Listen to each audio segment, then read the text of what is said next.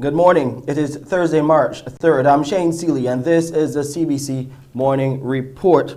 The 33rd Intersessional Heads of Government of CARICOM meeting has ended in Belize, and a lot of success has been reported coming out of the two-day meeting. The Prime Minister, Mia Motley, was addressing a press conference late last night following the meeting after the results were given by Belize Prime Minister, the host Prime Minister, at that session.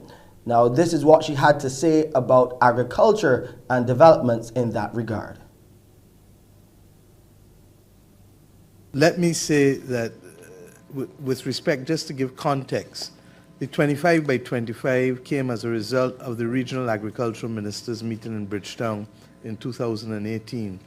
And we indicated then that we really, as a region, needed to recognize that food and water were becoming the new oil, and that we needed to be able to reduce the volume of imports while at the same time increasing the opportunities for our agricultural sector, our farmers in particular, but at the same time seeking to do two other things. One, reduce the cost of food, and two, encourage our people to eat more locally grown food that would be better for them and would help us in reducing the bills we hope in the long run, medium to long term, that we spend in fighting chronic non-communicable diseases. There's too much diabetes, there's too much hypertension, there's too much strokes. All of these things our populations are facing.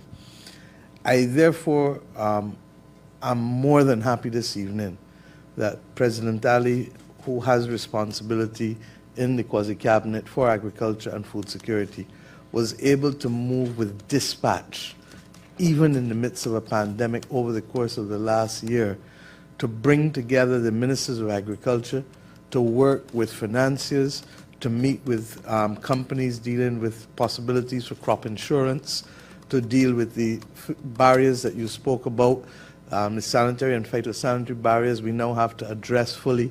The President of Suriname is here. He will speak to those barriers too, but CAFSA, which the Caribbean Agricultural Health and Food Safety Agency, is located in Suriname, so that we recognize that this is going to require a number of things happening at the same time. We're happy that we've gotten this far. The next step is on May 19th, an investment conference in Georgetown, Guyana, May 19th to the 21st, where we seek to bring together both the public and private sector in order to determine what the investment opportunities are. Broadly speaking, we recognize that not only can we be self-sufficient in poultry in the region, we're importing, just over $200 million in poultry, US dollars in poultry a year. Two, we recognize that we can also seek to position ourselves by 2025 to be self-sufficient in food, in the feedstock, for poultry, while still having the capacity to export. And to that extent, the government of Guyana, President Ali, was able to make the point that 25,000 hectares will be needed to be dedicated to corn and soya production. And if we can do that throughout the region, not just Guyana, Guyana is more than willing, but Suriname, Belize, Jamaica in particular.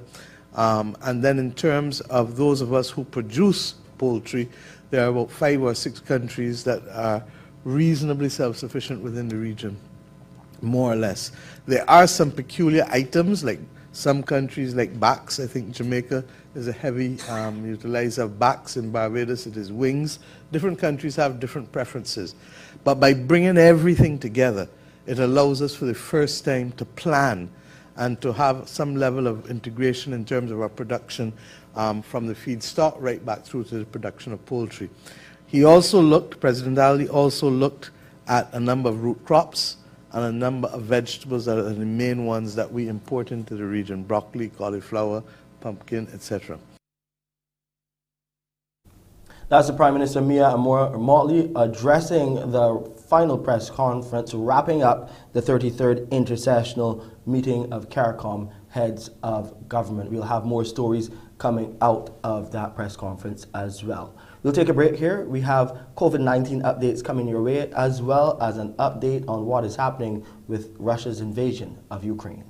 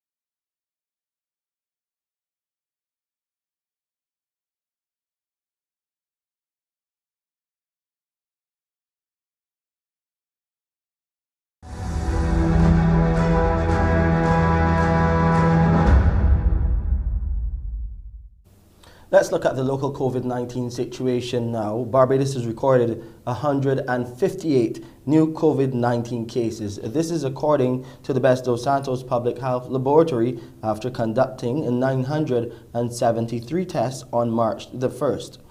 These cases include 63 males and 95 females. The positive cases consisted of 41 individuals under the age of 18 and 117 who are 18 years and older.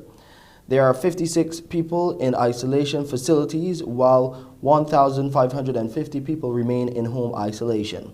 As at March 1st, the virus has claimed 316 lives. Under the National Vaccination Program for COVID-19, the total number of people who are fully vaccinated stands at 149,539. The Bahamas is cracking down on fraudulent COVID-19 vaccination cards. People are opting to go that route rather than vaccination. We hear more from our news. Once we pick up things like that, we need to move swiftly to let the public know that it's a violation, it's against the law.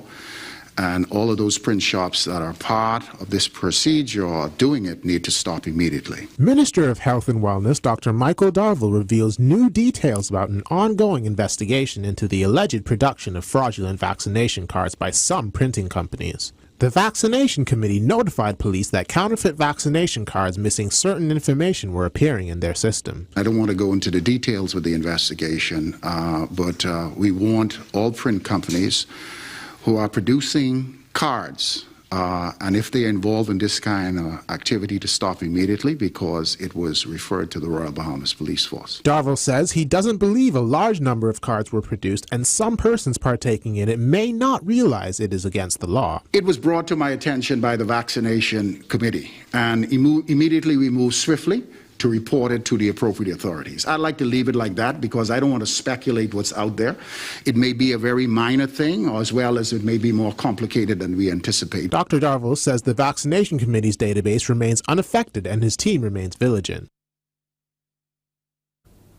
The government of Belize has lifted the COVID-19 curfew there in that country. Prime Minister John Briceño has encouraged Belizeans to act responsibly. The move was effective March 1st.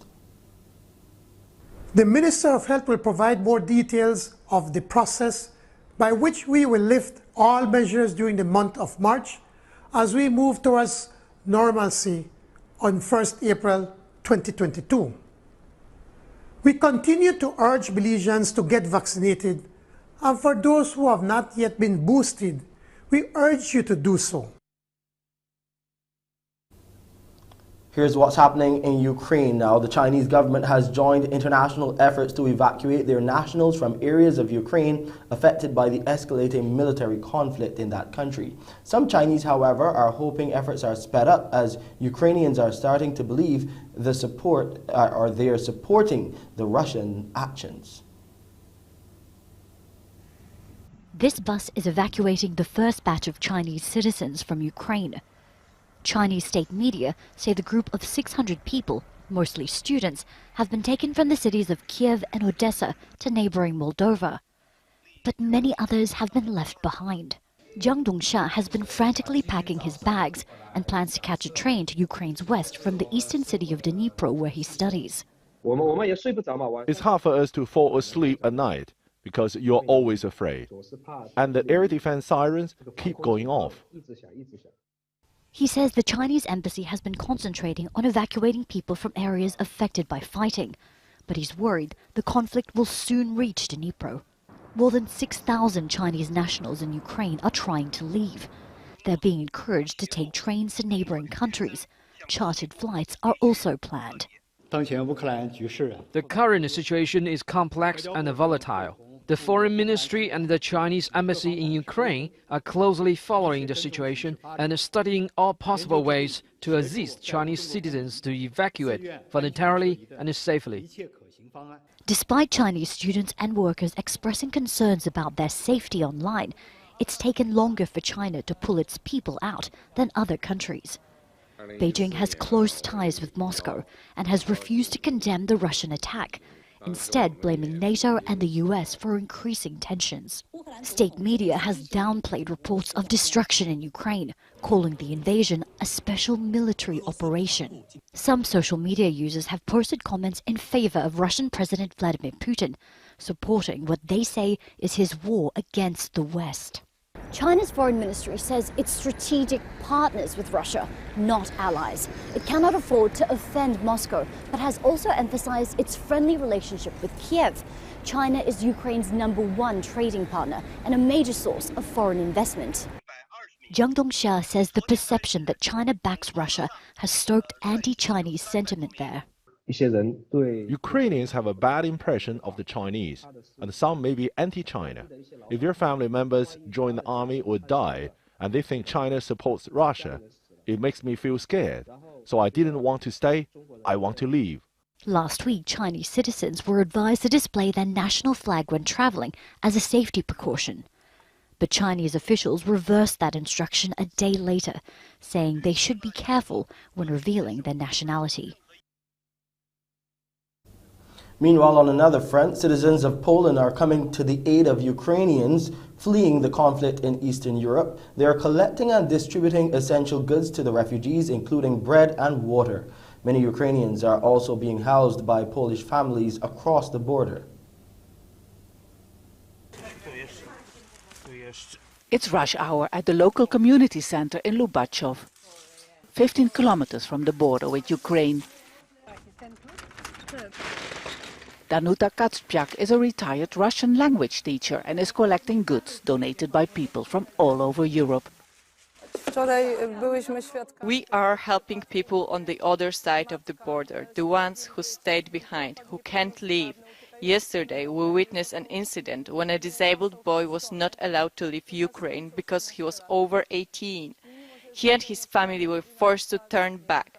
I could not bear to watch it, but we have to help. Many of the goods are meant for the Ukrainian army. We are packing plastic plates for the army on the other side of the border because they have a lack of everything. We are sending food, bread, everything that is easy to prepare. Since Russia invaded Ukraine, Danuta has been driving across the border every day.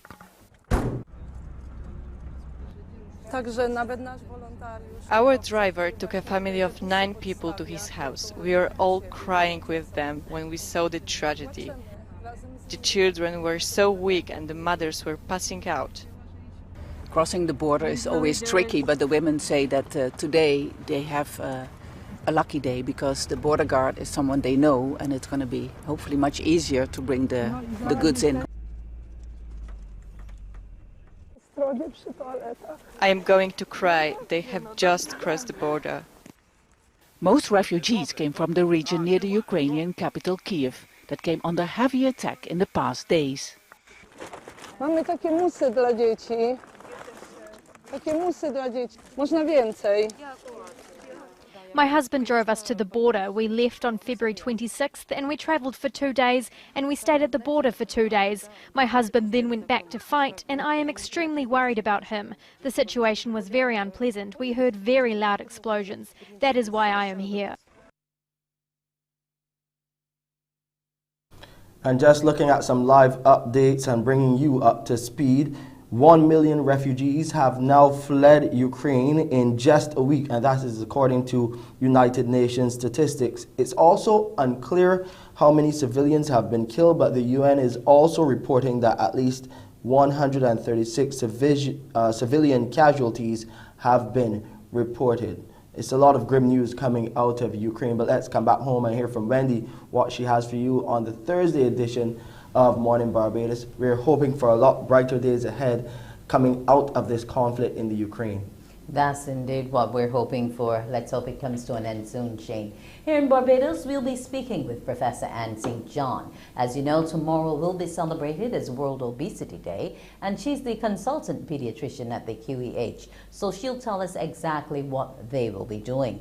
This week also marks Colon Cancer Awareness Week, and we'll be speaking to a colon cancer survivor in Mr. Graham Bannister. We'll also be showing you those little ones once again on their way back to school, as well as telling you how to be stress-free. So these stories and more up ahead, Shane.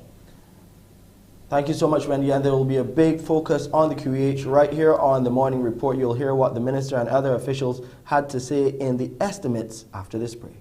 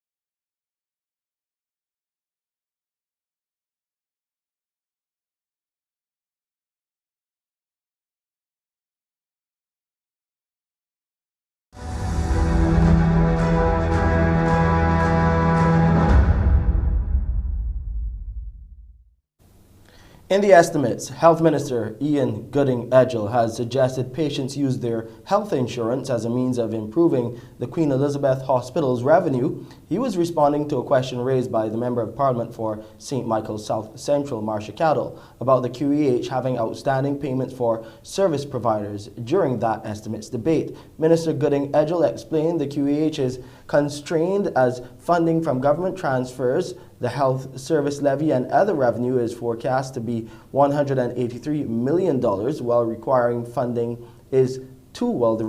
funding is in the region of $200 million. He believes the hospital must therefore get back to a time when it raked in over $12 million of revenue from other sources. Other revenue for the upcoming financial year is forecast to be about $3.1 million. There are persons who have healthcare insurance. And what I think we should do is we should have a situation at the Queen Elizabeth Hospital that encourages persons who have healthcare insurance to apply that healthcare portion to assist the Queen Elizabeth Hospital with their revenue enhancement position. And I think that if we can get that done, I think we'll be in a better position. Meanwhile, the Minister of State with responsibility for the Queen Elizabeth Hospital and non-communicable diseases, Dr. Sonia Brown, has promised policies to dissuade people from consuming unhealthy food. She was responding to a question about providing incentives for people who engage in healthy practices. Dr. Phillips and us will work together with respect to forming policy to make some of these things law, where you have to basically increase the taxation. I think our taxation on sweets and drinks is extremely low, if I'm correct, Dr. Phillips, through the chair. So these are things we have to look at too, apart from rewarding patients, make it so that you basically have no choice. Make rules within the schools where you insist on a certain amount, beverages are not allowed over a certain quantity of sugar. Make sure that the vendors outside of these schools adhere to these rules. Of course, the school meal service plays a part. The QEH is reporting a successful pilot of its transitional community care program. Under the program, healthcare workers have been deployed to work with hundreds of patients in their homes to help monitor their treatment plans. The acting director of medical services at the QEH, Dr. Clive Cave, says The patients, those patients include mostly older people who visited accident and emergency or outpatient clinics frequently because of chronic diseases like diabetes, amputations, or wounds requiring redressing. The exclusive visits to the accident and emergency department, which used to be very high, they used A&E as an outpatient clinic. Those decreased to 26 only visits that were not part of a planned readmission or reassessment. And for those visits, they are accompanied by their designated healthcare worker who knows them. One of the other KPIs, the performance indicators built in, was readmission to hospital within 30 days of discharge. And for the nearly 600 of these highly vulnerable patients, there were only 4 admissions within 30 days of discharge. The Department of Emergency Management is continuing to press ahead with initiatives to ensure Barbadians are prepared for any type of disaster. And this Friday, March 4th, they will be partaking in what is Earthquake Preparedness Day to sensitize people about how to respond when an earthquake occurs. Consultant with the Department of Emergency Management, Shanice Fort, wants Barbadians of all ages to get involved by sharing videos and pictures of the correct procedure being followed. This is where we ask all Barbadians to join us in practicing the earthquake procedure, which is to drop, cover, and hold on. Now, I know persons are probably wondering, why do we need to do this? Well, in case most persons don't know, we live in a seismically active region. And this basically means that from time to time, there are vibrations happening beneath the Earth's surface that we are not even aware of because we can't feel them. But that means that there's the potential for major earthquakes to occur at any point. Therefore, it is very important for us to be prepared. Further afield now, while the nationwide curfew in Guyana was lifted more than 2 weeks ago, restrictions on mass gatherings still exist. According to Health Minister Dr. Frank Anthony, several promoters did not attain the requisite approval to host events in the past week. Since the announcement of the removal of the nationwide curfew in Guyana by President Irfan Ali on February 11th, local promoters have rushed to host mega outdoor events which warranted approval by the COVID-19 task force. However, speaking with reporters on the sidelines of the launch of a vaccine hesitancy workshop on Monday, Health Minister Dr. Frank Anthony divulged that some of the events held in the past week did not receive approval from the task force. Unfortunately, I think some of the events that took place over the last week, I don't think they got the permission of the task force. So you need to check that.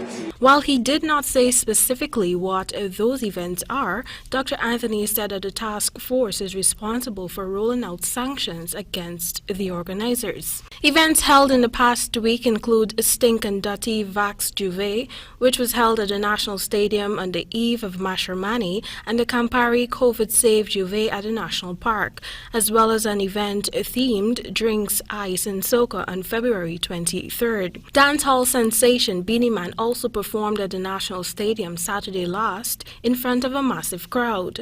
At most of these events, there were no social distancing protocols in place and persons were seen without masks.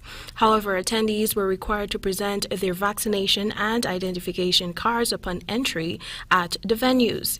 The Ministry of Health has for the most part been consistent in its efforts to sensitize the populace that COVID-19 is still in Guyana and anyone who becomes complacent can still become infected.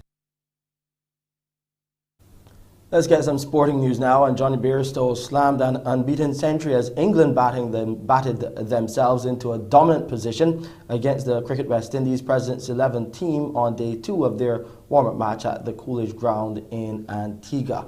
Resuming yesterday on 251 for 4, the visitors eventually declared on 466 for 6 in their first innings. Bairstow led the way with 106 not out, while Chris Wilkes moved his overnight 46 to 83. Off spinner Brian Charles finished with 3 for 143 and pacer Sherman Lewis 2 for 75. In reply, the President's 11 at stumps were 48 for 2, still trailing by 418 runs. Casey Carty is not out on 8 and Devon Thomas 1. Here are some of the highlights from the day.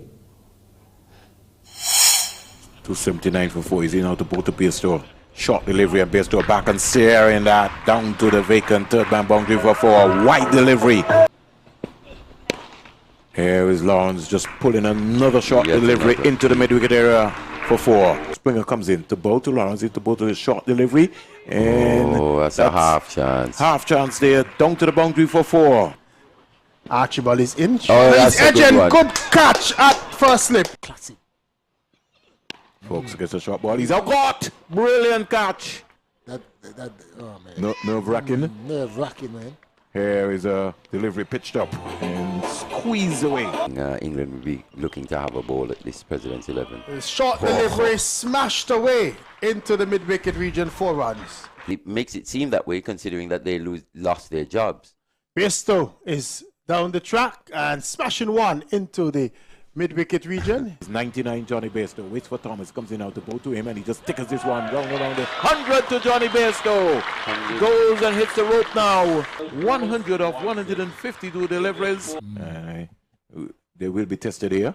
Here is Mosley whipping this one away for 4 into the vacant square leg area. Lovely shot. Here is Mosley driving and a lovely shot to cover for 4. With the shot. Oh, lovely shot. Here is a lovely shot here by Salazano. He just stood up. Easy shot. You have to be positive in what you're doing. You know. Here's a lovely drive down the ground for 4. And company. Here is Salazano punching that square for 4. Lovely shot. These guys are more agile and Albert Field. Yeah, certainly. Oh gosh, so there's a mix-up here. He's run out. These English bowlers work hard. And he's bowling. Terrible shot. Terrible shot by Mosley. Time now to look at the weather.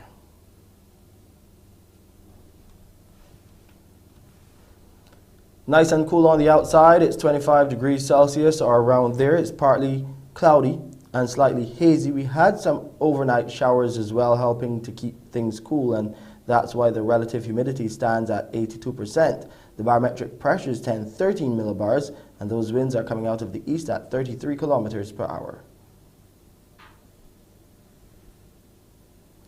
There will be a low tide just after 10 at 18 minutes after 10 to be precise this morning, and then the high tide will come our way around 23 minutes to 5 in the afternoon.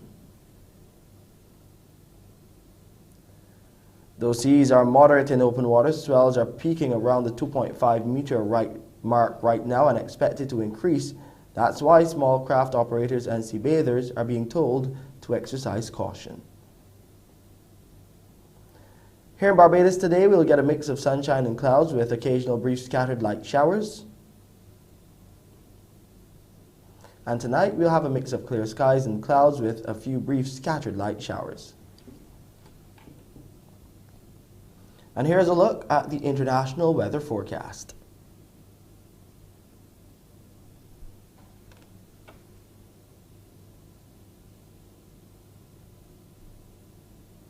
And that's it for this edition of the CBC Morning Report. I'll see you at 7 with the headline news, and of course at 12 with CBC Newsday. But before we get there, up next, Wendy Burke with Morning Barbados. Wake up, wake up, wake up, wake up. Barbados, get up. Good morning, Barbados, good morning. Good morning to you. Good morning, morning, morning, morning. Good morning to you. Good morning, morning, Barbados, good morning. Good morning to you. Good morning, morning.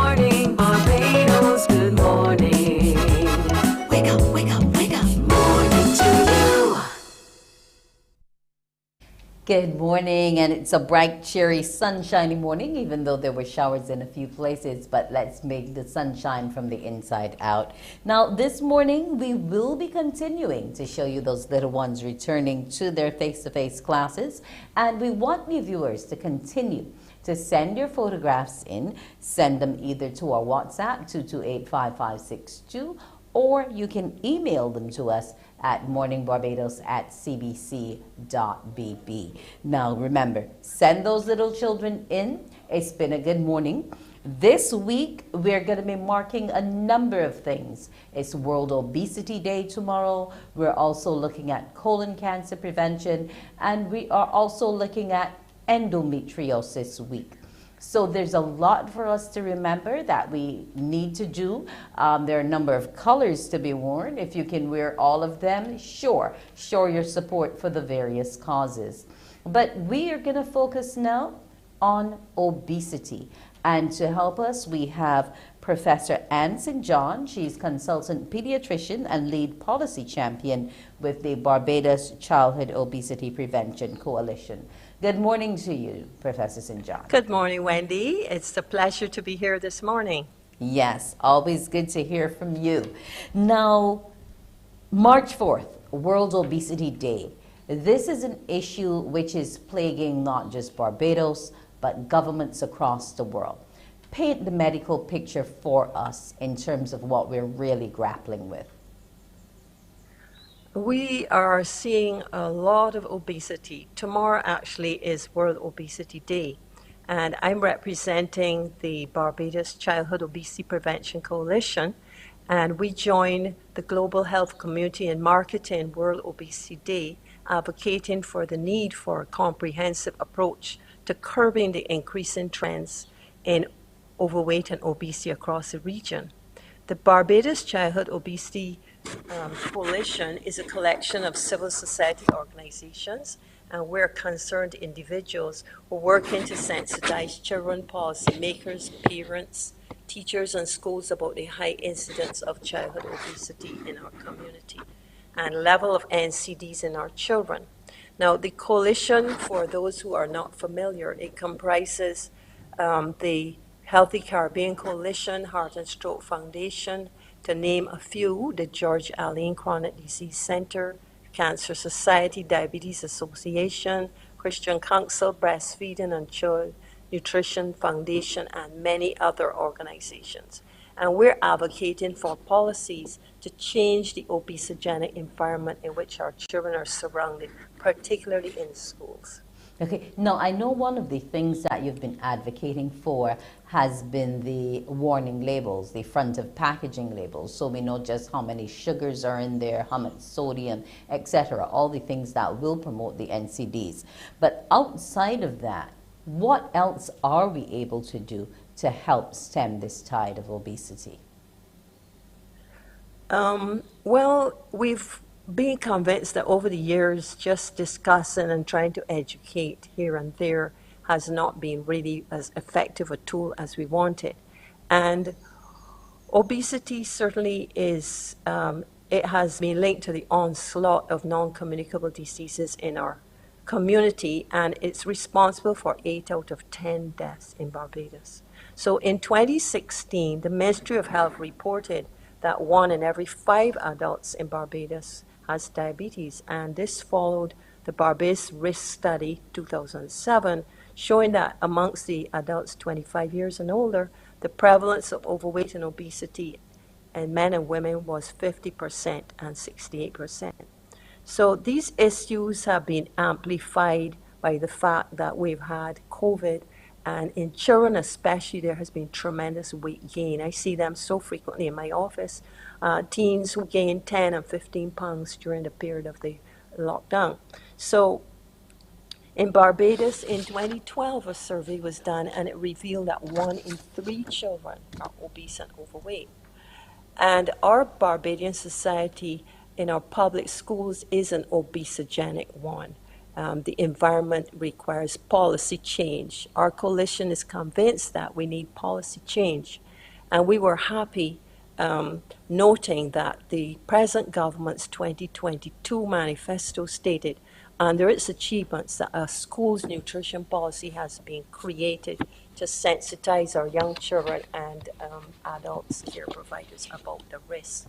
And we think that policy change is the thing and legislation has got to be done. We commend the government on taking this first step and look forward to the next step.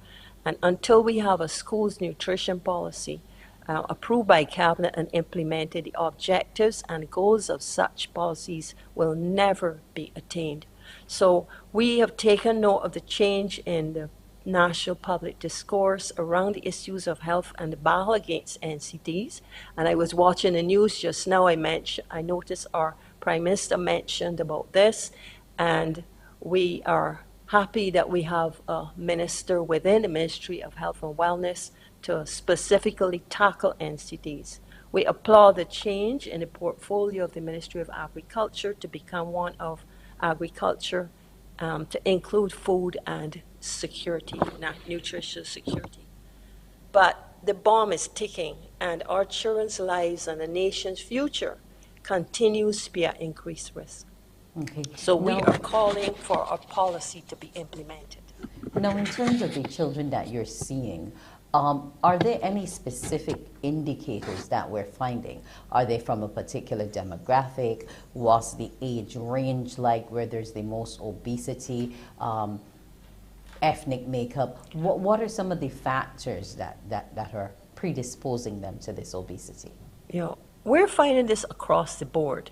As in many NCDs, you find that they're more common in the lower socioeconomic groups. But we are finding that the trend is that across the board, maybe cultural, there are environmental factors or genetic factors, but the diet is significant. People are now sensitized about exercise. Of course, you cannot exercise away the weight gain. You would have to exercise 24/7, 365 days a week, most of the time.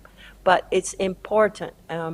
We are seeing, or we have been seeing over the years, that our children have an addiction to diets high in sugar, sodium, and saturated fats. And certainly this is where we need to have it changed. So this is where we find at the level of the school and the home, the nutrition they're taking, there has to be some kind of a change. And we had a poll done by Cadres 2018 showed parents, 99% of them thought it was important for government to address obesity and related NCDs. We have to do this at a national level. Okay, now, and that's one of the parts of the theme for World Obesity Day. Everyone needs to act. Now, in terms of, say, I'm a parent, and I find that since my child's last visit to the pediatrician, he or she has gained about 3-4 pounds. Is that a worry, or should I be worried when it goes over 10 pounds? Well, we have guidelines, even from birth. During the first year of life, we have a guideline, but generally speaking, after the child has reached the age of 2, we expect a 2.5 kilo or 5 pound weight gain per year. And parents become a bit, you see the little bellies when you examine them, and you say, don't you think that little Johnny has gained weight? She said, yes, I think he gained a little bit. He's been eating quite a bit. And the online school situation has not helped, because the teachers would tell you that the children are eating snacks during class. They see them disappear and come back. And during the school time, you would only have a break and a lunch, and some of the schools only a lunch. But if they're constantly snacking during the day and they're not getting enough physical activity, then it's become a spiral downwards. So now they're back in school, part and hopefully in full shortly. We have got to take the bull by the horns and get them doing their PE. They need to do at least an hour of physical activity per day. Not necessarily in the school, but the parents need to ensure that they're getting their activity. Outside of the parents, what are some of the things that, say, Heart and Stroke and the Coalition have been encouraging in terms of whether it be an online exercise session or some advocacy work that's being carried out? What are some of your top programs now? Well, our program started a few years ago, Drink More Water. And then we had this switch it program, meaning instead of taking sugar sweetened beverages, substitute something which is low calorie. And I would like to make a plug here for parents not to be fooled, even those who are not parents, when they look at these packaged drinks on the shelves, these sugar sweetened beverages. You pour out a glass of whatever carbonated drink. It has in about 7 or 8 or 9 teaspoons of sugar in that cup. Then we have the ones I've noticed more recently, people are advertising, marketing plays a significant role, advertising no added sugar to their drink. But when you turn the box around, you see it has 28 grams of sugar in it. And that sugar it can be corn syrup solids, it can be dextrose and sucrose. It doesn't say sugar per se. So consumers, unless they're alerted about this, they would believe that no added sugar means, well, that's right. It doesn't say sugar, but it certainly has corn syrup solids, maltose, dextrose. They're all sugars. To be wary of this because the drink is very sweet. Well, I'm glad that you've given us that enlightenment so we know what to look out for. I wish you all of the success tomorrow in your efforts for World Obesity Day, and let's hope that everyone does act. Professor St. John, thank you for joining me this morning. Thank you very much. We need to act now. Have a great morning. Morning Barbados will return in a moment.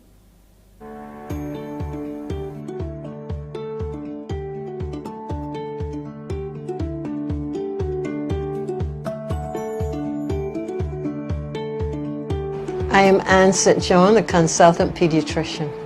Selecting water instead of commercial juice drinks or sweet drinks or sodas is recommended with meals and with snacks.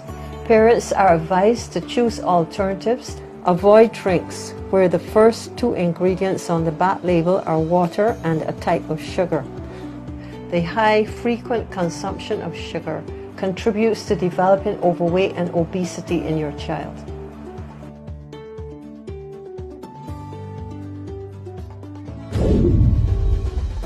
Morning, morning, morning. Good morning. Good morning to you.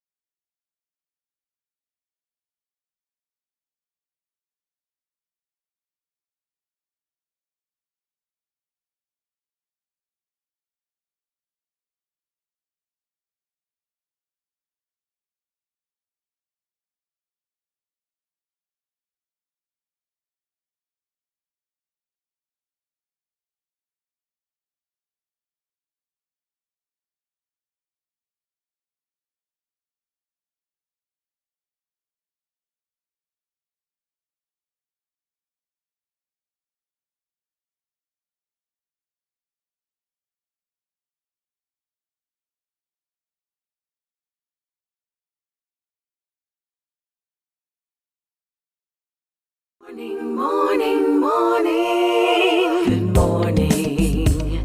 Good morning to you. Welcome back to Morning Barbados. March is being used to celebrate and make you aware of many a thing. And one of those things is colon cancer awareness. Yes, it's Colon Cancer Awareness Month, and along to tell us about it is a colon cancer survivor. His name is Graham Bannister. Good morning to you, Mr. Bannister.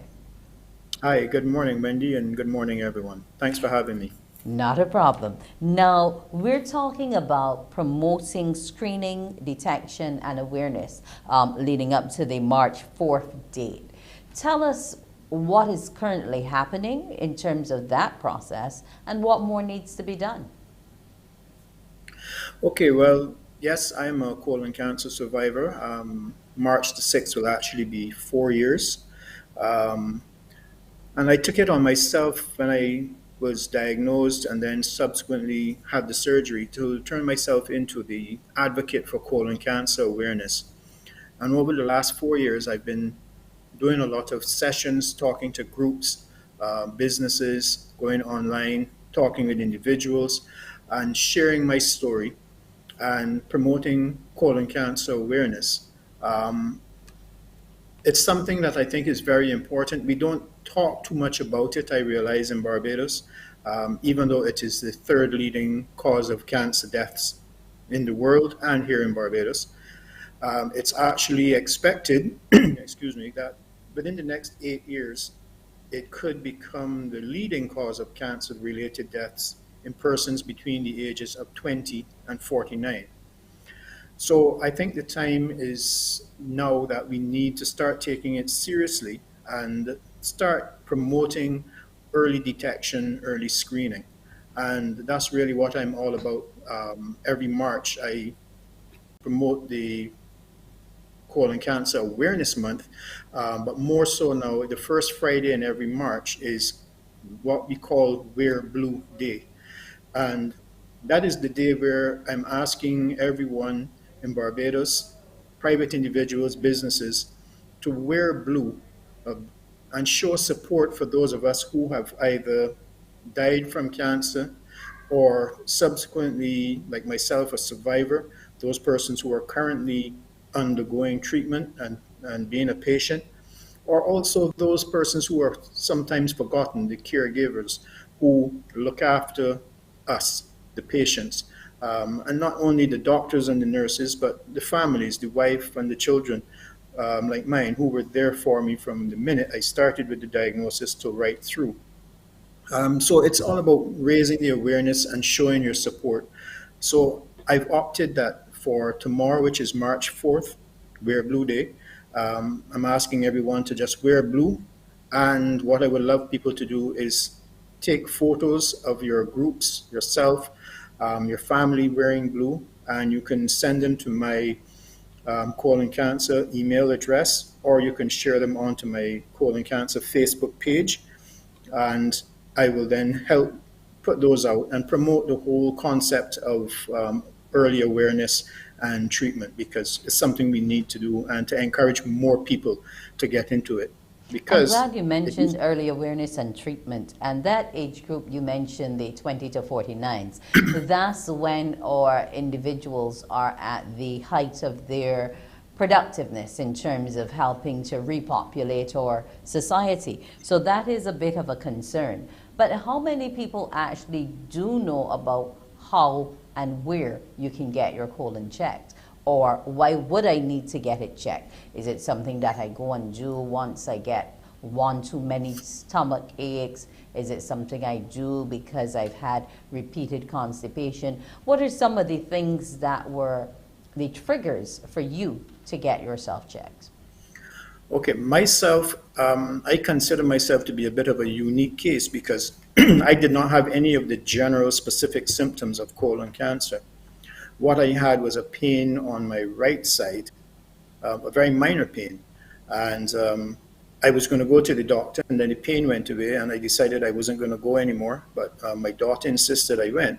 And it turned out then that I had found out after tests and treatment that I had colon cancer on my sigmoid colon, which was on the left side. And I had displayed none of the normal symptoms. So it was very fortunate that I went when I did, because if I had not gone, it may have turned out different for me. But some of the regular symptoms that you need to look out for is if you have constant constipation or diarrhea, pains in the bowel, blood or mucus in your stool, a change in your bowel movements, if you suddenly have a loss of appetite, or you suddenly have weight loss that is unexplained, or you're just feeling fatigued most of the time.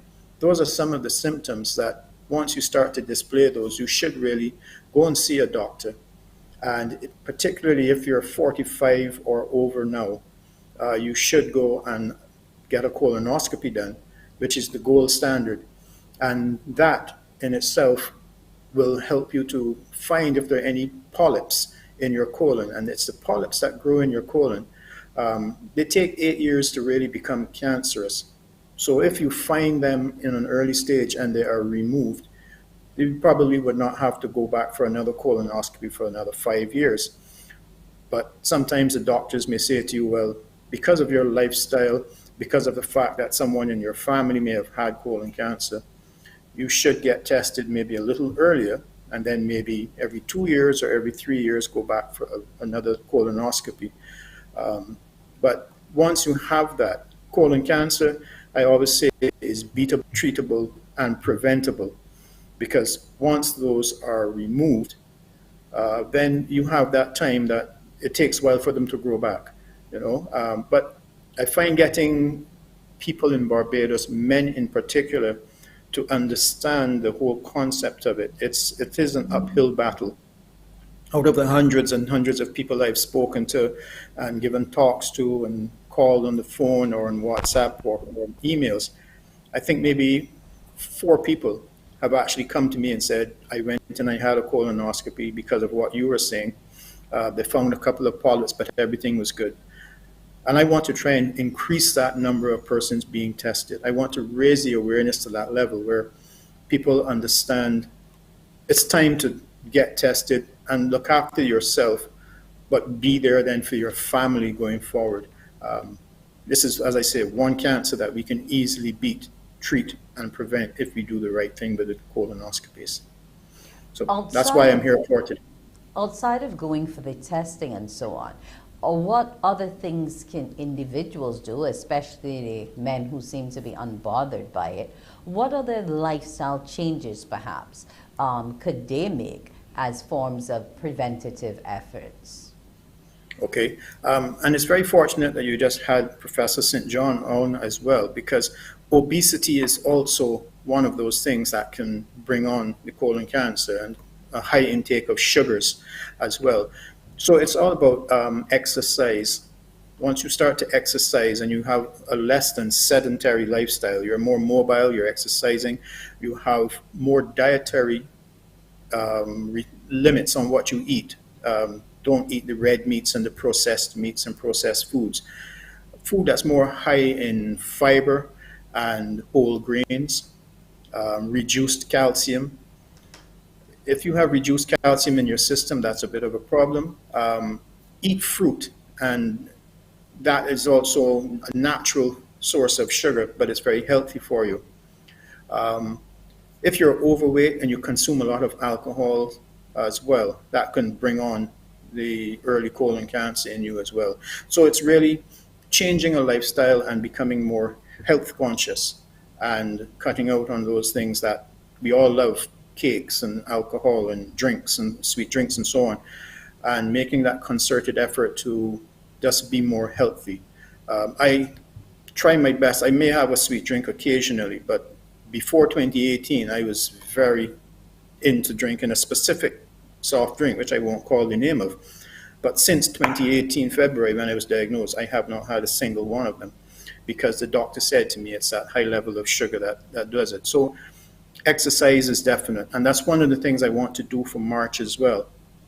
Throughout the whole month of colon cancer awareness, I'm going to try and see if I can get some groups together, the Hiking Association, and we hike for a cure or hike for health, so that we go out and we walk and we exercise, and people who, whenever they're exercise and record your mileage and then share it to show that you've walked a certain distance. It helps you to get out there and be more mobile. You just need to do the right thing. Okay. We sit down too much and we talk, but we don't act. Now, after you had your surgery and you knew there were certain lifestyle changes which you had to make, what were some of the bigger hurdles for you? And what were some of, say, maybe perhaps the foods that you had to eliminate eating altogether so as not to encourage the regrowth of those polyps? Okay. Getting rid of some of the foods, I wouldn't say I got rid. What I don't do is eat the processed meats, the canned sausages, those sausages that you buy, they have nitrates in them. Red meat, I've pretty much cut out all red meat, so I eat a lot more chicken and fish. I don't fry as much. Very little frying in my household now. We tend to bake more, or we will steam more, or we will make a stew, but we don't fry because, again, it's the oils. Barbecuing is another thing that the carcinogens that are on the outside of meat when you barbecue it, they could also cause issues inside of you with cancer and so on. But I have started eating since then a lot more vegetables, more salads than anything else. I try to cut out as much as possible the bread, sugary drinks, and so on. I love to bake, and I love cakes, and I love cookies and those sorts of things, but I will now bake them, but not eat them as much as possible, or I try not to eat them as much as I used to. So those are some of the things that I've had to do. I don't really drink alcohol. I've never been a big drinker. I occasionally have some wine with my family or my wife when we go out for dinner, but things like that are what we need to do. And so to me, it was more being more disciplined and being aware of your circumstance, because once you have colon cancer and you are fortunate to get rid of it, it doesn't mean you're not going to get it back if you revert back to your normal self. But it's just that, and having the support of my family throughout that whole process and the encouragement from them is a big help. And I always say, surround yourself with positive people. Okay. Positivity So, around you. you have more or less become the self-elected champion. Are there any other organizations or associations that will offer this kind of assistance to individuals as well? Well, yes, I'm actually a member of an organization that's in the United States called Fight CRC. I am one of their, what they call a resource champion. And they've told me I'm the first one outside of the United States to become a member of them. And they do offer a lot of this information. They send me brochures and pamphlets, which I share with people. They give me a lot of promotional information and back and forth communication. But here in Barbados also, you have the Barbados Cancer Society and cancer support services as well. Will talk and promote a better lifestyle and help persons who have been affected or are being affected with cancer. My whole thing is to try and get more people to join me in that journey of becoming an advocate. And I'm going to try and work closely with the Ministry of Health and Wellness. And actually, as a matter of fact, I sent an email to the Prime Minister's office outlining about the whole concept of March. And I was glad when I got a response saying that they've shared my email with the Ministry of Health and Wellness.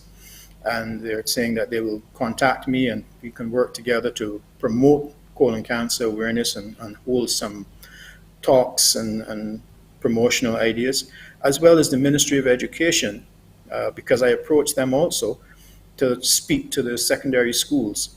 And that way, I figured talking to the children in secondary schools, 13, 14 years old, 15, and it was my son and my daughter who were at school at the time who made me go and get tested. So I want to speak to the children to help them understand and help them to commit to helping their parents understand and get the whole concept of testing being done and start sharing it that way. So for March, I'm open to meeting with any person. They can call me, they can WhatsApp me, they can You have to give them the number to call you at, Graham.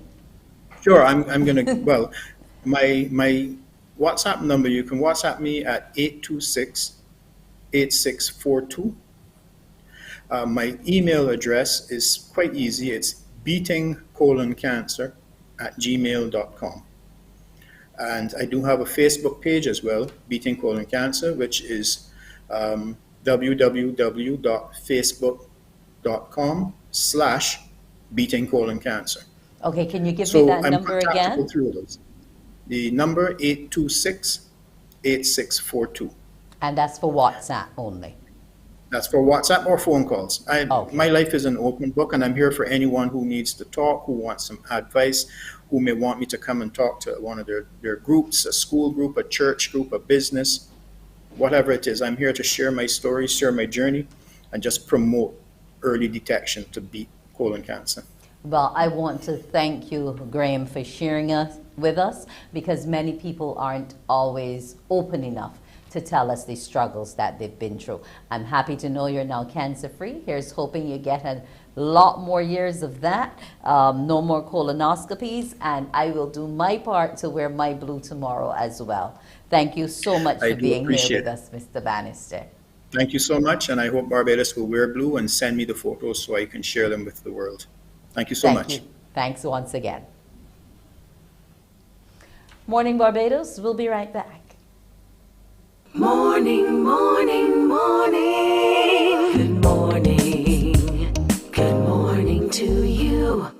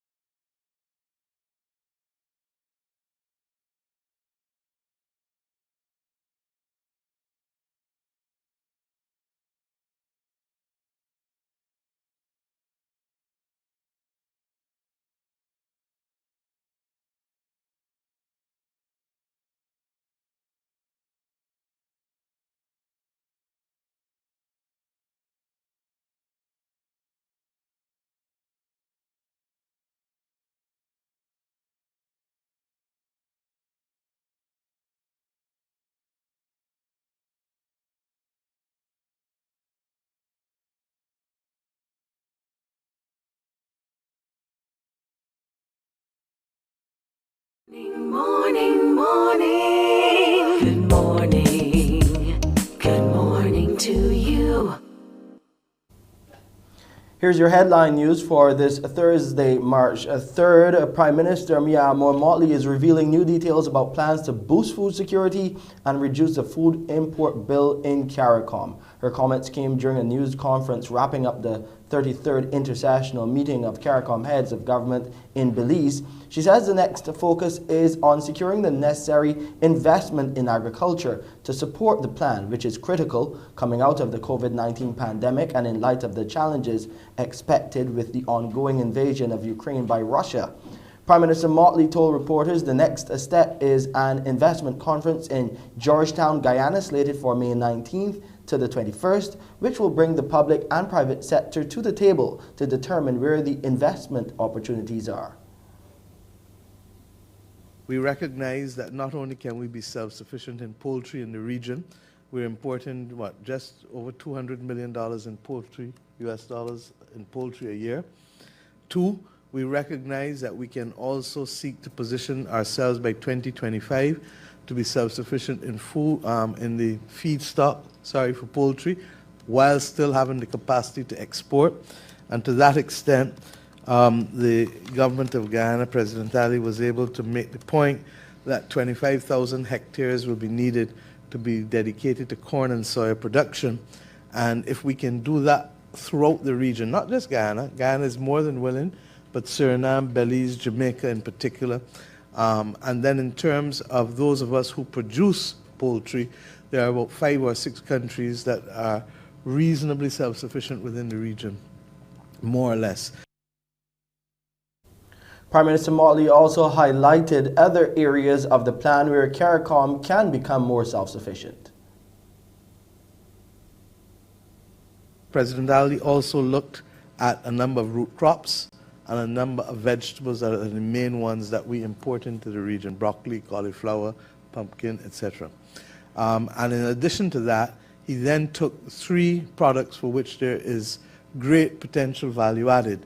There's a lot of palm oil, for example, imported into the region, but there's no reason why we shouldn't be using coconut oil, which in any event has particular health benefits. And we looked at 1 or 2 other items where the value added can be there, so that you're not only looking at your basics, but those things that have value added. I'm satisfied that we have the capacity with the agro-processing that is done in the region, and for which there is a healthy market, to be able to expand that. Back at home, we hear that Barbados has recorded 158 new COVID-19 positive cases. This is according to the latest round of tests done by the Best of Santos Public Health Lab. They conducted 973 tests on March 1st. The cases include 63 males and 95 females. The positive cases also consist of 41 youngsters under the age of 18 and 117 people who are 18 years and older. There are 56 people in isolation facilities, while 1,550 people remain in home isolation. As at March 1st, the virus claimed 316 lives. Under the National Vaccination Program for COVID-19, the total number of fully vaccinated individuals stands at 149,539. Health Minister Ian Goodin-Edgell has suggested patients use their health insurance as a means of improving the Queen Elizabeth Hospital's revenue. He was responding to a question raised by Member of Parliament for St. Michael's South Central, Marcia Cattle, about the QEH having outstanding payments for service providers during the estimates debate. Minister Goodin-Edgell explained the QEH is constrained as funding from government transfers, the health service levy, and other revenue is forecast to be $183 million, while required funding is $200 million. He believes the hospital must therefore get back to a time where it raked in over $12 million of revenue from other sources. Other revenue for the upcoming financial year is forecast to be about $3.1 million. There are persons who have health care insurance. And what I think we should do is we should have a situation at the Queen Elizabeth Hospital that encourages persons who have health care insurance to apply that health care portion to assist the Queen Elizabeth Hospital with their revenue enhancement position. And I think that if we can get that done, I think we'll be in a better position. And tomorrow, the DAM is pressing ahead with initiatives to ensure Barbadians are prepared for any type of disaster. That's when they will be hosting Earthquake Preparedness Day to sensitize people about how to respond when an earthquake occurs. Consultant with the Department of Emergency Management, Shanice Fort, wants Barbadians of all ages to get involved by sharing videos and pictures of the correct procedure being followed. This is where we ask all Barbadians to join us in practicing the earthquake procedure, which is the drop, cover, and hold on. Now, I know persons are probably wondering, why do we need to do this? Well, in case most persons don't know, we live in a seismically active region. And this basically means that from time to time, there are vibrations happening beneath the Earth's surface that we are not even aware of because we can't feel them. But that means that there's the potential for major earthquakes to occur at any point. Therefore, it is very important for us to be prepared. And that's our headline news for this Thursday, March the 3rd. I'm Shane Seeley. I'll see you at 12 with CBC Newsday. It's back to you, Wendy. Thank you so much, Shane, and let's hope that individuals get prepared to be ready for any disaster. Well, it's time now for us to talk about our good decision of the day, but we'll do it after the break. Morning, morning, morning. Good morning. Good morning to you.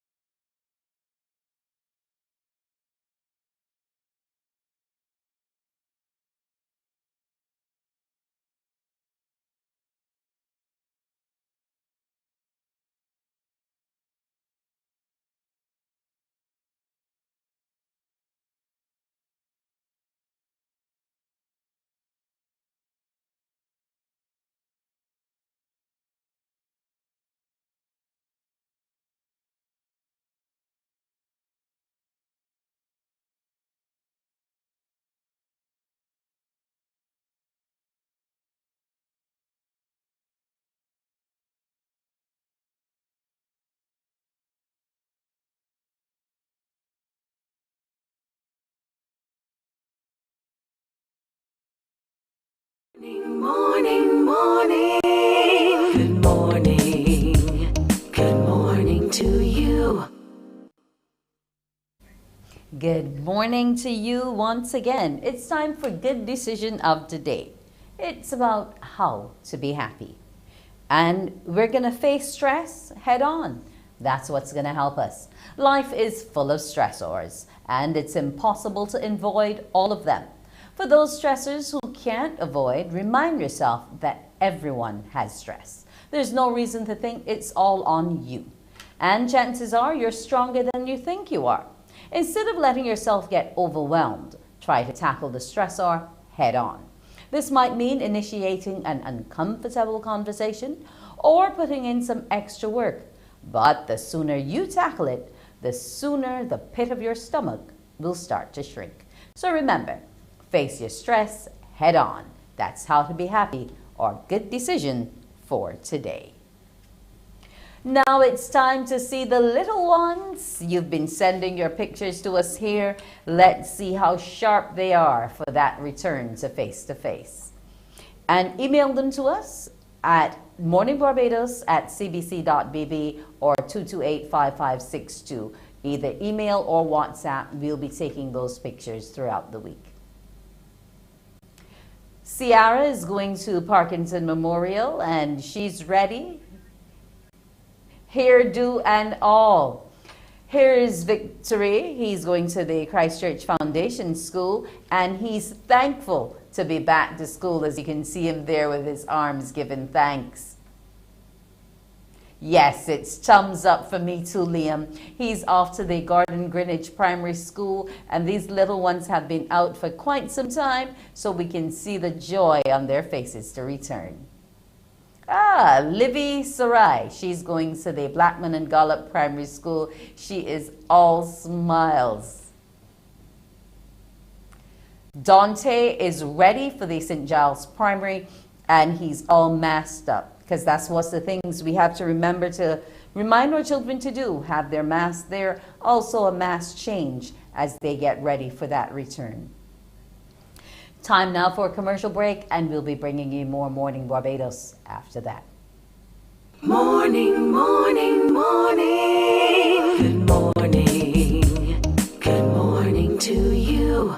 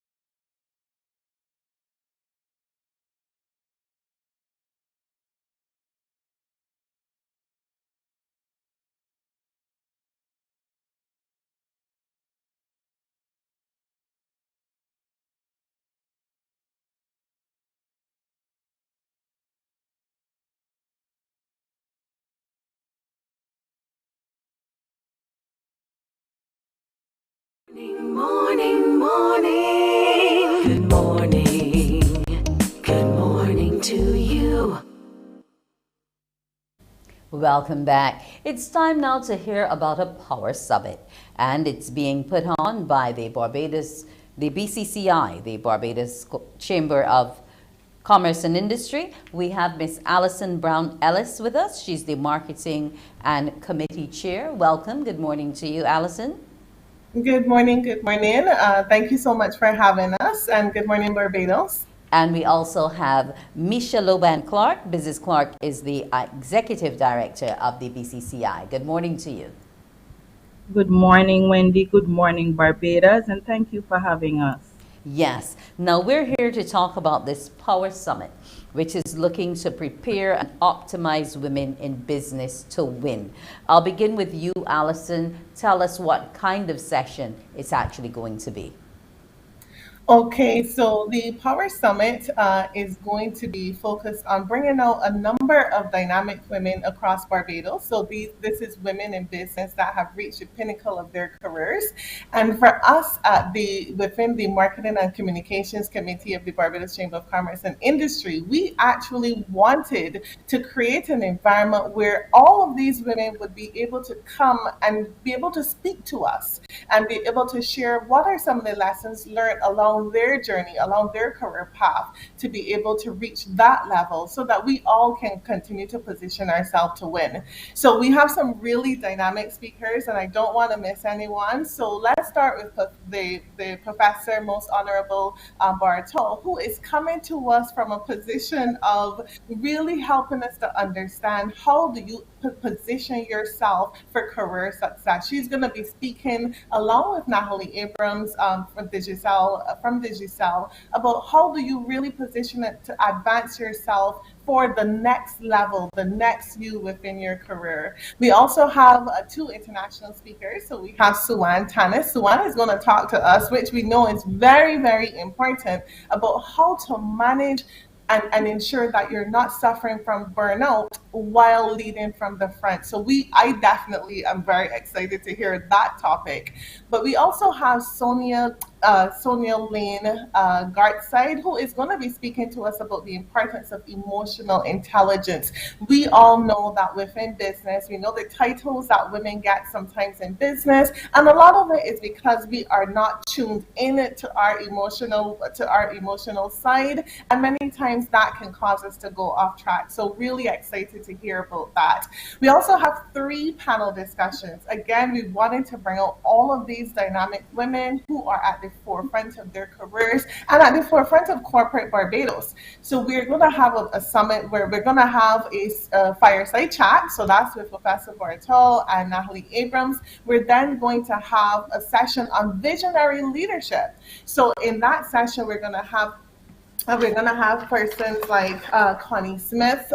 Connie is the managing director for Tricor. We're going to also have, let me just get all of the names together because I don't want to miss anyone. We're going to have Joan Underwood. Joan is actually an ambassador and managing director and principal, as well as an author. And we're going to have Vidya Woods. Vidya is the CEO and director of Hanschel Innes. And then we're going to climax the summit with a power session with 5 phenomenal ladies. We have Trisha Tanis. She's the managing director of Unique Commerce. We have Marsha Lewis, human capital and change manager and facilitator and coach. Carol Martindale, don't think Carol needs any introduction. We also have Roseanne Myers. Roseanne is general manager, and we're so many of Atlantis Barbados, and we're so many different hats. And then we have Dr. Diana Brathwaite, who's going to be speaking to us from the Barbados Diabetes Foundation, because we all know that as much as you want to ignite your confidence, it all starts from within. So a healthier you and a better you in terms of wellness makes for a more powerful person in terms of confidence. My presentation is going to be about building a brand of excellence. So showing up as your authentic self. And there's going to be so much more. There are going to be prizes. It's going to be a really dynamic session. Okay, if I can have Mrs. Loban Clark weigh in here. You'll be presenting yourself, but we're going to be doing this on International Women's Day. And there are many who say that women still haven't broken through the glass ceiling in terms of reaching their full potential and being seen for what they can truly offer to the workspace. How do you find this, Ms. Clark? Thank you, Wendy. Let me just start by saying that against the backdrop of the theme breaking break the bias, we at the Barbados Chamber of Commerce, we are the leading voice of the business community. We recognize that there are women who have been making outstanding achievements and contributions to the development of businesses in Barbados, and we wanted to bring that spotlight to celebrate the achievement of women, but also to ensure that as women we are helping to other women to prepare and optimize themselves to succeed in their chosen field. And to specifically answer your question, we do recognize that as more and more women are achieving positions of leadership here in Barbados, across the globe, we do know that women are still underrepresented in the boardroom in terms of business ownership. In fact, the International Women's Forum conducted a study of women on boards for Barbadian entities. And that study revealed that the percentage of women on boards in Barbados in 2020 was only 29%. So Wendy, it underscores the point that you have just raised, that we do have a long way to go in terms of achieving greater gender equity on the boards, both at the private and public sector. But as the chamber, it is something that we recognize, and I think we are excited to host this event because we know that coming out of this forum, what we're seeking to do ensuring that the event coincides with International Women's Day is, as we say, prepare and optimize women in business to win. Okay. Thank now, you're expecting about 250 participants, Ms. Loban Clark. When will the registration close? Because I'm thinking that most women who might be at the start or even midway in their careers would want to be a part of it. When the event has attracted so much attention that I have to say that in-person registration, we have had to close that, but there is opportunity for persons to register to join our virtual platform, and our registration closes at the close of business on Friday. So we're encouraging women who are keen to, in terms of taking their career to the next, or businesses to the next level, young career professional women, women who can provide the kind of support and leadership to other women to register, because this event really is a meeting of the minds. It promises to be transformative. We are going to hear, as Alison mentioned, from dynamic women who have achieved the pinnacle of success, and they're able to reach back, engage, and help aspire other women to achieve the same level of excellence and leadership that they have achieved in their own field. Okay, now if I can come to you now, Alison, in terms of this summit, it talks about being inspirational, thought-provoking, all of those things. But once we finish, what's our main objective? What is it we're looking to impart to these women who have registered either virtually or in person to be a part of this summit? Absolutely. That's such an important question, because for us, we expect that this summit is going to be transformational. It makes no sense for women to come to this summit, attend this summit, and not walk away with the tools and the tactics and the strategies that the women that have taken time out of their very, very busy schedules have imparted on them. So it is very important that it causes a moment of pause and reflection for each individual participant, and really try to understand where I am in my own journey, and how can I use this information that I have just received to completely create a transformation in how I show up, in how I bring other women along, and in how I am positioning myself for success. Now, in the event that we were not able to register either virtually or in person, will the chamber at any point perhaps look to put this information out, whether it be in its fullness or in a truncated form up on its website or any other social media pages, so we can at least get the salient points which would have been brought out? Yes, while we would Yes. love while we would love every single person, woman out there to go and register now, if you have not already done so via the virtual platform for the virtual experience, we recognize that so many nuggets are going to be shared by by this list of dynamic speakers that we will, from a marketing committee perspective, we will ensure that there are few bits and pieces of the summit, not just the photos and the fancy images, in terms of the different panel discussions, but literally those very important points that could help other women that may not be able to join the summit to really kind of digest and understand these are some of the things that I need to do differently in order to start showing up with greater confidence, always delivering excellence, being a lot more emotionally aware, but also positioning either themselves or their business for success.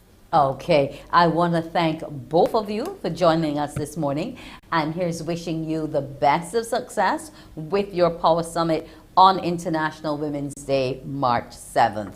I've been speaking with Alison Brown Ellis, the Marketing Committee Chair of the Barbados Chamber of Commerce and Industry, and Ms. Misha Loban Clark, the Executive Director. I want to thank both of you for taking some time out with us on Morning Barbados, and success.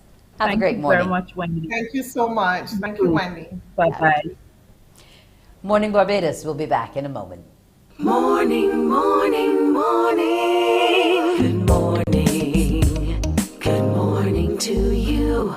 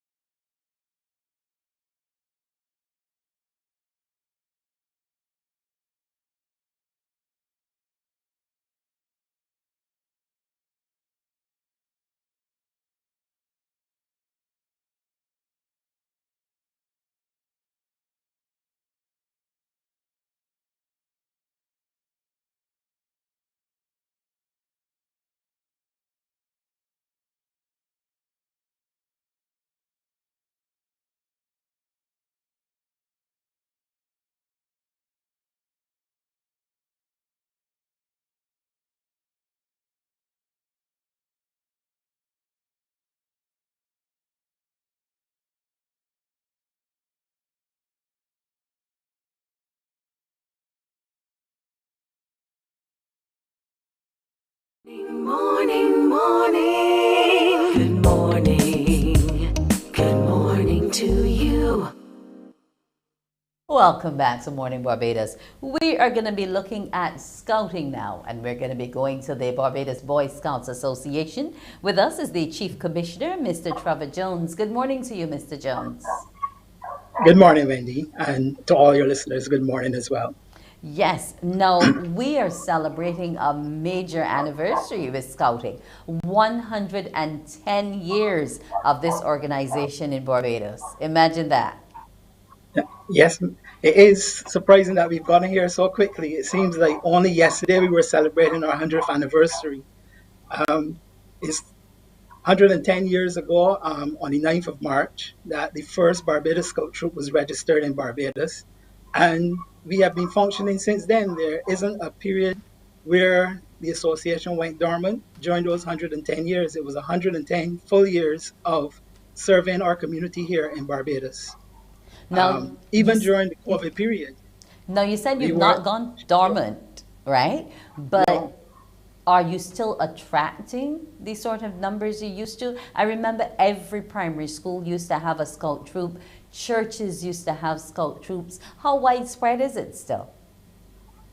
Well, we are not attracting the numbers we used to attract before. I would have to admit that. But our biggest problem is not attracting the younger, our youth members into the program. Our problem is leadership. Most of the groups that have closed did not close because they could not get boys to join the group, but rather leaders left for various reasons, whether it is they left the organization where they were at the school, got transferred, or other reasons they were left. And we were unable to find leaders to replace them. And that is one of our biggest challenges. I've told, I keep saying all the time, our problem is not attracting boys. It is having competent leaders who can deliver our program in an attractive manner. And a lot of the time, people are not ready to volunteer to run a group. People want to come and they will help you with a special activity or help you an evening with a project, but to get volunteers to commit to running a group every week is difficult to do in these times because our Understood. leadership is full volunteer. Okay. Now, in terms of marking the actual Founders Day and your anniversary, tell me a bit about how those celebrations will go. Well, we will be launching on Sunday at our annual Founders Day service. We will be having a physical service, even though it will be blended. Our last service was in 2020. We couldn't hold one last year because of where we were in the COVID situation. So we are going to be at People's Cathedral this year. And we will only have a small number, just over 100 people in the sanctuary, while the rest of our membership will view it online and our well-wishers as well. We'll be streaming live on Facebook and YouTube, and we encourage everyone to watch it on through that medium. If you wish to attend the service in person, you must have an invitation.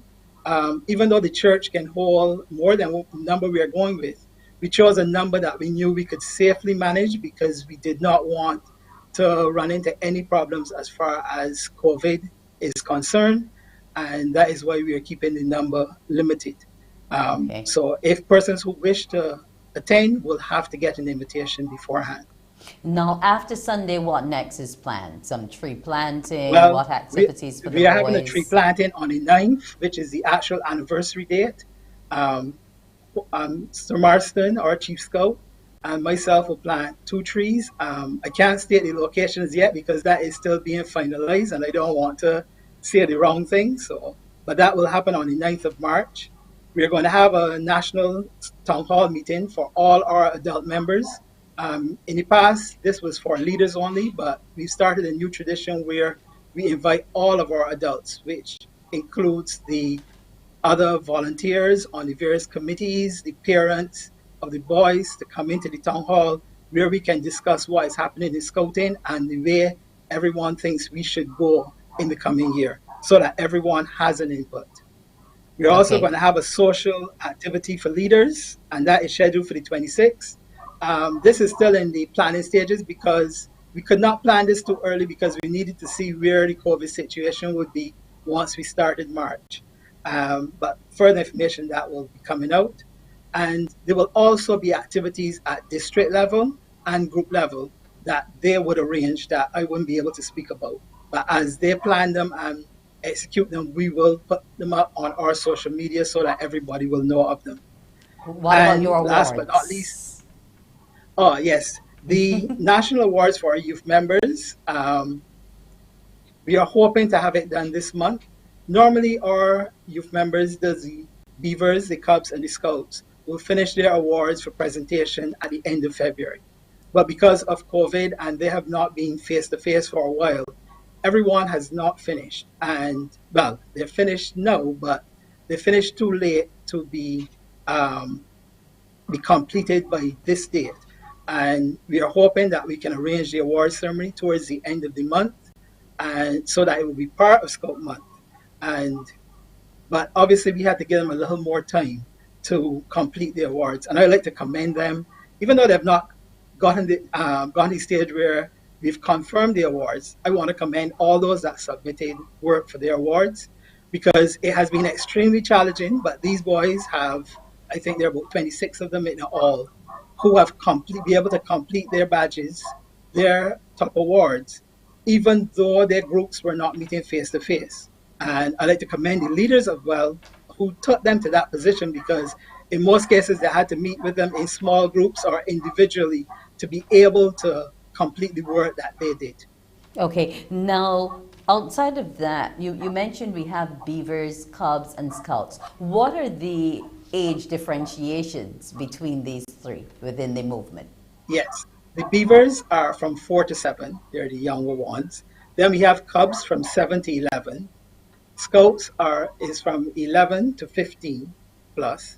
And then we have another section, ventures. I didn't mention them before because their awards are on a different time schedule. And ventures go from 15 to 25 now.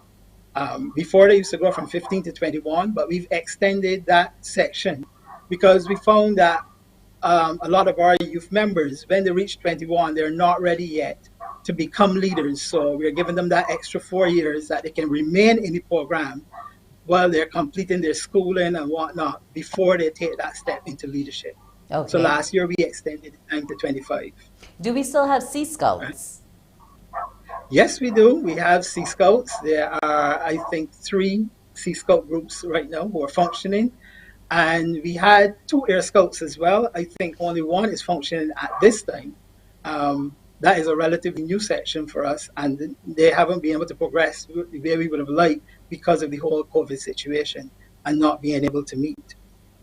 Okay. There was one other activity I wanted to mention, and that is we are having a fundraising campaign during this month. It has not been launched as yet, so I don't want to give too many details. But as you can imagine, with groups not meeting, fundraising has been a challenge, and we have to find somewhere else to get in the funds the association needs, because even though we are not functioning at full capacity, bills still have to be paid. It was one of the questions that came up at our last AGM. As I told them, whether we are meeting or not, the telephone bill has to be paid, the internet, the electricity. Some of them will be reduced because you're not using them as much, but some are fixed costs. And we have to get in funds to be able to meet our overheads. Okay. In addition to planning for reopening. So, what are your final words in terms of encouraging more leaders and more Cub Scouts to be a part of the movement? Yes. We need leaders. We need those adults who are suitable for leadership to come forward and volunteer. I know it is not an easy job. I will not pretend so, because I was a youth leader myself. But it is a very rewarding process. And I would like to encourage more people to come out, even if you cannot give of your time every week. Still come out and help the groups that are there, whether it is one evening a week, 2 or 3, and come out and help and support our youth. We keep complaining about the way our youth are, especially our male youth, but they cannot change unless people come and guide them and help in that process of bringing them to where we want them to be. So I would like to encourage you all to come out. We cannot increase our youth members till we have leaders to deal with them. I want to thank you. Yes, Mr. Jones, I want to thank you so much for that call. And here's wishing you a happy 110th anniversary in advance. Your church service, I hope, will be virtual as well, so individuals can join in. I want to thank you for joining us. If I can say one more thing, Wendy, I forgot. And I would like to wish happy birthday to our Chief Scout, Sir Marston Gibson. He's celebrating his birthday today, and I forgot to mention that earlier. Okay, well, we all wish him happy birthday here on Morning Barbados. Thank you once again, Mr. Trevor Jones, the Chief Commissioner of the Barbados Boy Scouts Association. Do enjoy your day. Thank you for having me. Here's the best of luck to you. Thank you. It's time now to go back to those little ones who are heading to school, whether it be nursery school, primary school, or secondary school. Let's see just how happy they are to be back in uniform once again. Yes, send us the pictures. Keep them coming. Keep them coming. 228-5562 is our WhatsApp, or Morning Barbados, no G, at cbc.bb. Send your pictures in. Be proud of those little ones as they're making their way to school. It's not been an easy time, and they are ready to return to that face-to-face. Anaya is going to Deacon's Primary School, which just happens to be my old primary school. So here's hoping you have an excellent day, Anaya. Janaya, she's at the Wesley Hall Infant School. All smiles here with her charts ready to go and get ready for her sessions. And here we have Tashara. She's from the Lutherthorne Primary School. She's giving us that peace sign and a big smile as she's on her way this morning, I'm sure. Tijis, All Saints Primary School, that's in the north of the island, I believe. She's in her games uniform, but she's happy to be there, and we're happy she's exercising too, because we need to keep them fit and healthy. Joshua, he's at the St. James Primary School. All masked up and ready. Remember, remind them, do you have your mask on you? They need to have them. We need to protect them against COVID. And that's it for this morning in terms of our school picks. Morning Barbados will be on a break, and we will bring you more young people. But this time, it will be our exceptional youth. Morning, morning, morning. Good morning. Good morning to you.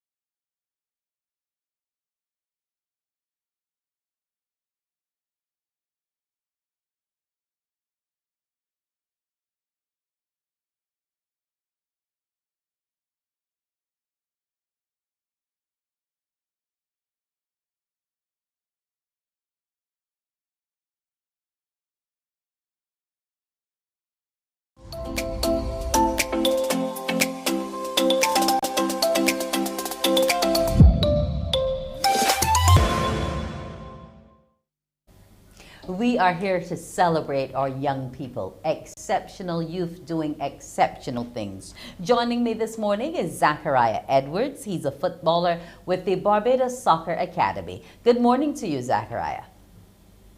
Good morning, Miss Wendy, and good morning, Barbados. Yes. Now, Zachariah is a 16-year-old who's in sixth form at the Ellerslie School. Now, when did you first start playing soccer?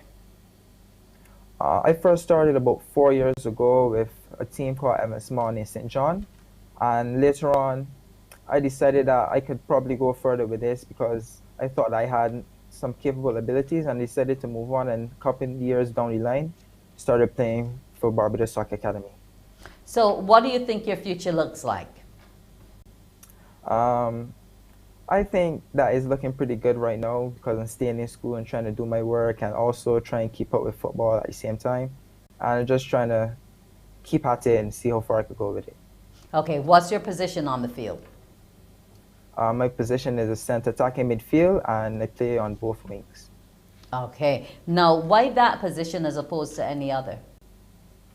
I play those positions because I like to be in control sometimes. I like to be a dribbler. I like to dribble or make passes or sometimes go up in defense, come back and help in the defense sometimes. So I think that that position really suits me, and I play my best in those positions. Okay, now in terms of being in the sport and in sixth form at school, which means you're preparing for Cape, how are you juggling the two? Because I know practice tends to be quite rigorous when you're in a club. So how are you juggling the two? It's mostly about a lot of time management. So it's finding the balance between the two. So normally I will go out training after school is finished. So on evenings after school I will go and then I'll go home and try and do some work. Sometimes I have to stay up a bit later in order to get the work done, but eventually I get it done.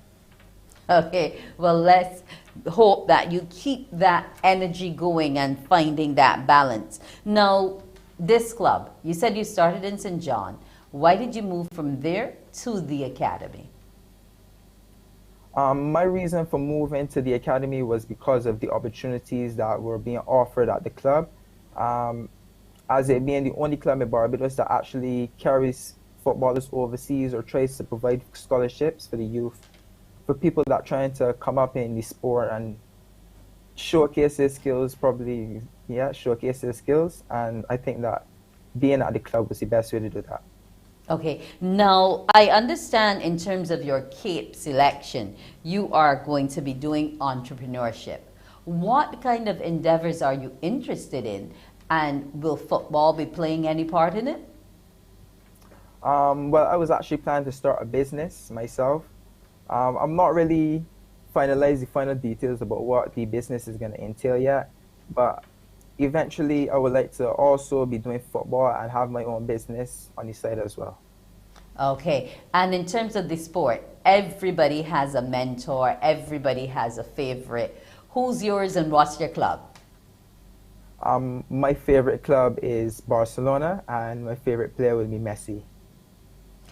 What for Messi stands out for you? And do you try to pattern any of your skill sets on the field after him? Well, yes. For me, what stands out about Messi is just his playing style and how he plays the game. It's just interesting to see how his vision is on the field and how he carries himself on the pitch, how he leads the team. And I think that inspires me to play better as well. Okay, now tell me a little bit more about the club and how you interact with your colleagues there, and what are you hoping they can push you toward? Are you looking for some overseas placement? Yes, hopefully. Being at the club, it also helps me with my teamwork and socializing. I get to meet new people and see what personalities are out there and help me to be able to grow as a person as well.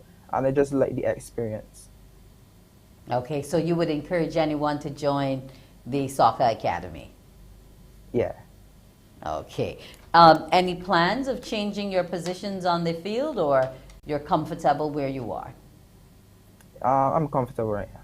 Okay. What would you say is the one weakness you have that you're diligently working on? I would say that my weakness would be defending. And hopefully I'll be able to fix that or be able to find a solution for me to get better at that. I was trying to prepare myself also because we're supposed to be going away with the team in June or July to Canada. And I find that that would be a good opportunity for me also to get some experience, to also be able to expose myself. And being able to go overseas also helps me to be able to find new avenues for myself in case certain things don't work out. And I think that having that opportunity also helps. And I think that also having some good sponsors to sponsor you, like the Ministry of Youth, Sports, of the Community of Empowerment, RBC Capital Markets, or Comamira, or YMC over the years, that can help sponsor these people, sponsor teams or football like Mr. Jabez Jacques, to also carry teams overseas to help encourage and showcase our talents also helps me. Now, you know quite a bit about your history in terms of football as well, and the people who have over the years promoted and supported the game. What else do you think needs to be done to take football further in Barbados?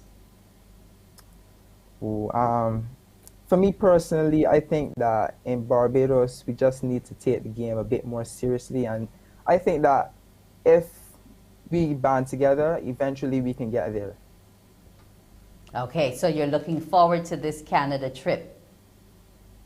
Yes. Well, you have to make sure you stay injury-free. Yeah. While preparing for those CAPE exams as well. So outside of the entrepreneurship, what else are you studying?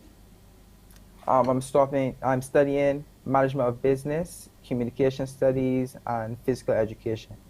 Okay, so that's your backup plan. In case the football doesn't work out, you're going to turn coach and trainer. Maybe. Okay, but you're keeping it open-ended for now. Yeah.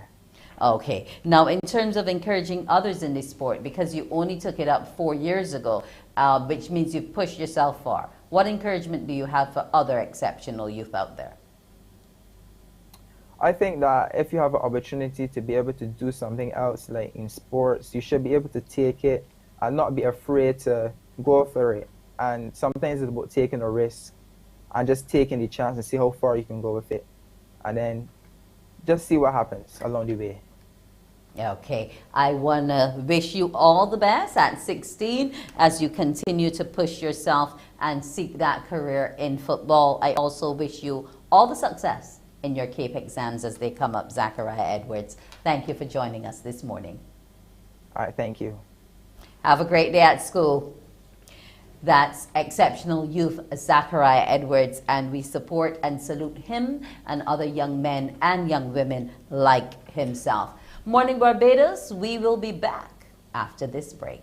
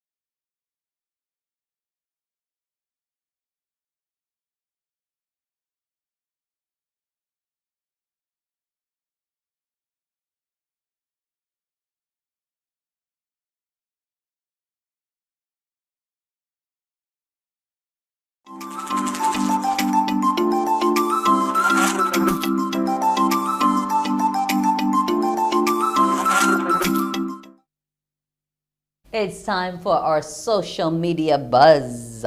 And today we are going to be talking about the Going On Awards and the winners. And we're going to be blowing our own trumpets this morning here in the Pine because we have a few of our own who were in winner's row for those awards. Now, one of them on the list was the Stand Home Party, and it won the online event of the year. So here's kudos to us in the Pine for the Stand Home Party. We won the online event of the year. Another category which was won here in the Pine was that of our news anchor, Shane Jones. He won Activist of the Year.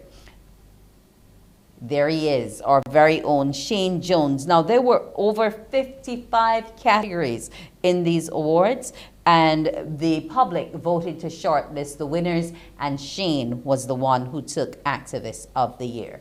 And last but not least, our very own Shane, aka Mr. Shock, won Engineer of the Year.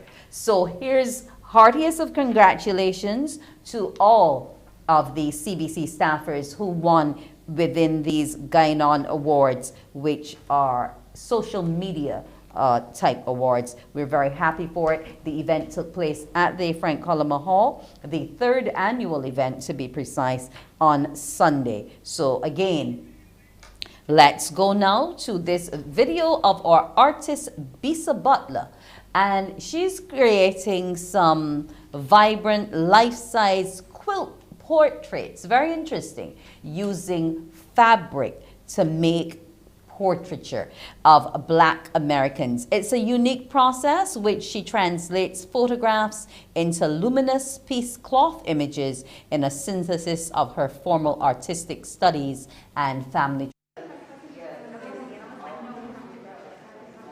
Bisa Butler's work has a way of stopping people in their tracks. Amazing, right? Oh my gosh. Her life-size portraits look like they're from the strokes of a painter's brush. But Butler is a quilt maker, weaving fabrics of all kinds into celebrations of Black life in America. I always want my portraits to be life-size, to look the person in the eye and to grab them, like, despite whatever it is you think of me, you're going to recognize me as a human being. Butler says she is often inspired by historical photos like this one in 1940, a North Carolina family fleeing the Jim Crow South. In 7 months, she transformed their story onto fabric. What about this photo jumped out at you? What jumped out at me was that this family was so unified and coming so far, and that they were seeking better. She learned to sew from her mother and grandmother and started out as a school art teacher. Now her work graces major magazine covers. Last year, she had her first solo show at the famed Art Institute of Chicago. I love the hair. I love the hair on these. Does it feel like you're filling in a gap in history that was just left out? Absolutely. Absolutely. I feel like our history has often been either concealed, deliberately erased, or ignored, and I feel that African American history is American history. We contributed to this country just as much as anybody else. Butler perfects her craft at home in New Jersey, painstakingly choosing every fabric and stitch to bring her work to life. This one took how long, start to finish, to complete? This took a month. I love the hair. Thank you. I mean, I'm looking at lace. Yes. I would never see that as somebody's hair. Yeah, but I knew I wanted that because his afro is always so well taken care of. You know about the afro, it has to glisten. It took Butler 11 months to create her most recent quilt, commissioned by the Smithsonian, depicting the Harlem Hellfighters, an all-Black infantry that fought in World War I. They were showing the world that they can be brave, that they are men, not boys. They hoped that if they fought valiantly in Europe, that when they came back to the US, they would be treated differently. They were not. A life mission, stitching together the African-American experience, one portrait at a time. Truly a quilt with a difference. Well done, Bisa Butler. Let's celebrate Black art always. Let's celebrate all art always. And again, congrats to our guys who were in Winners Row. Well, that's all for this Morning Barbados. I'll see you tomorrow. Wake up, wake up, wake up, wake up. Barbados, get up. Good morning.